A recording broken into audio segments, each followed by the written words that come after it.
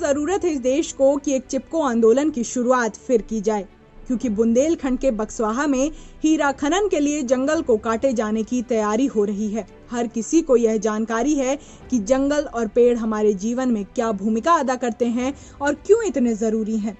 लेकिन सभी का सवाल होता है कि आखिर सरकार इतनी नासमझ कैसे हो सकती है कि इतनी आसानी से 2.5 लाख पेड़ काटने के लिए सरकार लोगों को दावत दे देती है। इन पेड़ों को बचाने के लिए कई मुहिम शुरू हो गई हैं और लोगों द्वारा इस प्रक्रिया का विरोध भी किया जा रहा है। उसके पहले आप समझे कि क्यों इतनी बड़ी तादाद में पेड़ों की कटाई को अंजाम दिया जा रहा है। दरअसल बक्सवाहा की जमीन के नीचे खजाना छिपा हुआ है, जिसे हासिल करने के लिए राज्य सरकार ने एक निजी कंपनी को बक्सवाहा के जंगल 50 साल के लिए लीज पर दे दिया है, जिसके लिए 2.5 लाख से ज्यादा पेड़ काट दिए जाएंगे। मध्य प्रदेश का पन्ना जिला अपने हीरों की खदानों के लिए मशहूर है, लेकिन माना जा रहा है कि यहाँ पन्ना से भी ज्यादा हीरे छुपे हुए हैं और इन्हीं हीरों को हासिल करने के लिए 382.131 हेक्टेयर के जंगल को काट दिया जाएगा, जिसके लिए सरकार ने हामी भी भर दी है। सरकार ने 20 साल पहले छतरपुर के बक्सवाहा में बंदर प्रोजेक्ट के तहत सर्वे शुरू किया था। 2 साल पहले मध्य प्रदेश सरकार ने इस जंगल की नीलामी की थी,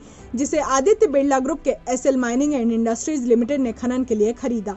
हीरा भंडार वाली 62.64 हेक्टेयर जमीन को मध्य प्रदेश सरकार ने इस कंपनी को 50 साल के लिए लीज पर दिया है, लेकिन कंपनी ने 382.131 हेक्टेयर का जंगल मांगा है। कंपनी का तर्क है कि बाकी 205 हेक्टेयर जमीन का उपयोग खदानों से निकले मलबे को डंप करने में किया जाएगा। कंपनी इस प्रोजेक्ट में 2500 करोड़ रुपए का निवेश करने जा रही है।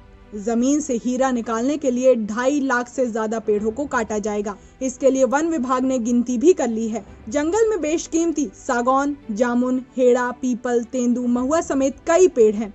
बिरला से पहले ऑस्ट्रेलियाई कंपनी रियो टिंटो ने बक्सवाहा का जंगल लीज पर लिया था, लेकिन मई 2017 में संशोधित प्रस्ताव पर पर्यावरण मंत्रालय के अंतिम फैसले से पहले ही रियो टिंटो ने यहां काम करने से इनकार कर दिया।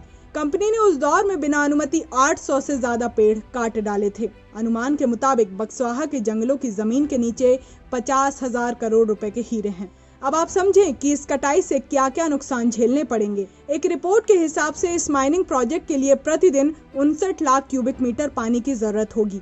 इसके लिए पास में मौजूद बरसाती नाले की दिशा बदली जाएगी और इसका पानी इस्तेमाल होगा।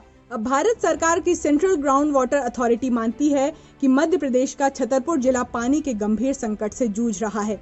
इसे देखते हुए इस जिले को सेमी क्रिटिकल की श्रेणी में रखा गया है। इस श्रेणी में वो जिले होते हैं जहां पानी की समस्या अधिक होती है, यानी पानी के संकट से जूझते छतरपुर में इस जंगल को खत्म करना सही नहीं है। एक और महत्वपूर्ण बात यह है कि इस जंगल में कई दुर्लभ पेड़ पाए जाते हैं।